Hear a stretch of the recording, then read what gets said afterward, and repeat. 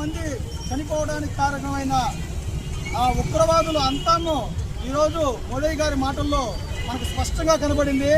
ఆయన చెప్పిన ఒకటే ఒక మాట, ఈ ఉగ్రవాదాన్ని మీరు చంపిన వాళ్ళే చంపడం కాదు, దీని వెనక పనిచేసిన మాస్టర్ స్ట్రోక్స్ కూడా మేము ఎలా అయితే సర్జికల్ స్ట్రైక్స్ చేసి ఇంతకుముందు మిమ్మల్ని పట్టుబట్టించామో రాబోయే రోజుల్లో అంతే అనుభవిస్తామని నిన్న మోడీ గారు చెప్పిన తర్వాత భారత ప్రజలు నిజంగా చాలా ఆనందం కలిగింది. ఈరోజు పాకిస్తాన్ మీద యుద్ధం చేయమని స్వయాన మిత్రపక్ష దేశాలైన జపాన్ కానీ, ఇజ్రాయిల్ కానీ, ఫ్రాన్స్ కానీ, కెనడా కానీ ప్రత్యక్షంగా మీరు వాళ్ళ మీద యుద్ధం చేయండి, మేము సపోర్ట్ చేస్తామని అంటున్నాయి.